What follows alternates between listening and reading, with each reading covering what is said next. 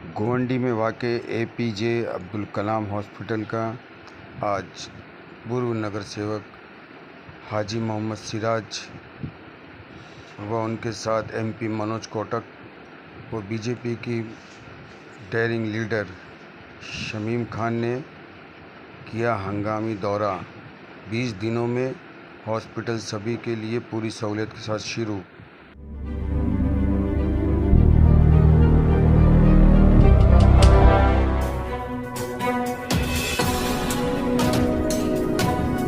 साहब के साथ मीटिंग हुई, उसके बाद अधिकारियों को निर्देश गया।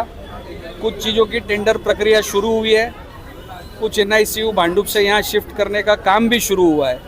एयर कंडीशन से लगा के बाकी सारी चीज़ें जल्द से जल्द यहाँ पे मुहैया करके इस अस्पताल के बिल्डिंग को, आपको पता होगा कि ये बरसों से बनी हुई है, बिल्डिंग बना के काम नहीं होता है। इसके अंदर डॉक्टर, स्टाफ और बाकी मशीनरी देकर ही यहाँ की जनता को इसका फ़ायदा हो सकता है।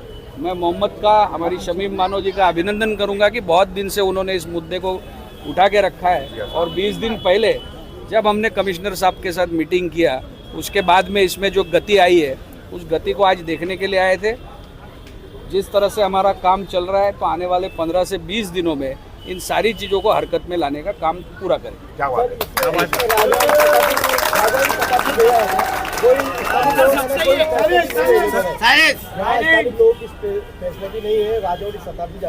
बिल्कुल जाना पड़ता है, क्योंकि इस क्षेत्र में जिस तरह से महानगर पालिका के डेवलपमेंट के काम होने चाहिए उस तरीके के काम हुए नहीं। ये बिल्डिंग भी आपको पता होगा, इस बिल्डिंग को भी हमने कोविड के दरमियान वैक्सीन सेंटर जब बनाया था तब भी मेरा विजिट हुआ था, आप लोग तब आए थे।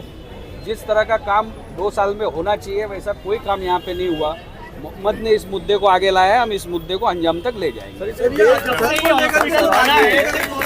कहना चाहेंगे? 4 बार इसका उद्घाटन हो चुका है, इसको क्या इसका उद्घाटन जब से ये हॉस्पिटल बने कई बार इसके उद्घाटन हो चुके, कई पार्टियों के अलग अलग नेता, इससे पहले हेल्थ मिनिस्टर भी यहाँ पर विजिट करके गए, लेकिन सिर्फ होता यही आ रहा है कि शुभारंभ होता है और कुछ काम नहीं होता। मैंने कहा वैसा आज हमारा विजिट है, इसके 20 दिन पहले हमारा मीटिंग हुआ है। हम ना उद्घाटन में बिलीव करते ना फीता काटने में बिलीव करते, हम सीधा काम चालू कर रहे हैं। आपने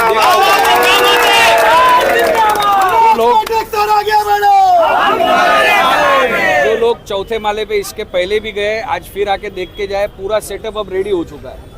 जिस तरह का काम होना चाहिए हम काम के ऊपर बिलीव करते हैं। अगर किसी को लगता है कि उसको इसके बाद भी ये जब बन के तैयार हो जाएगा तब उद्घाटन करना है, वो शौक से आए, फीता काटे, नारियल फोड़े, जो करना है करे।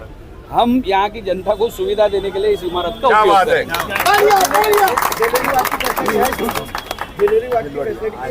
डिलीवरी वार्ड के लिए यहाँ पे जो ऑपरेशन थिएटर ओटी को कारगर करना है उसकी भी सारी चर्चा हमारी हो चुकी है। अब एनआईसीयू जो पूरे नॉर्थ ईस्ट के क्षेत्र में एक एनआईसीयू की फैसिलिटी देनी है, उसका काम पूरा हो चुका है। केवल एयर कंडीशन लगाना बाकी है।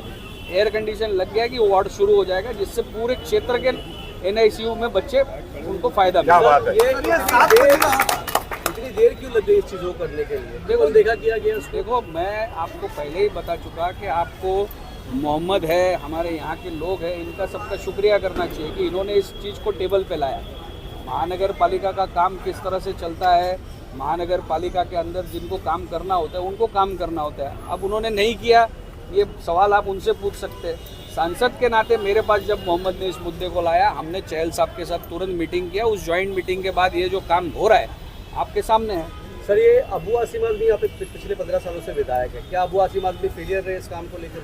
देखो, विधायक का काम जो होता है, नगर सेवक का काम होता है, सांसद का काम होता है। मैं एक ही चीज़ बताऊंगा कि जब हमारे पास काम को लाया जाता है हम सारे काम को अंजाम देने का। चुनाव 5 साल में 3 बार आते, चुनाव आते और जाते रहते। जनता का काम होना चाहिए।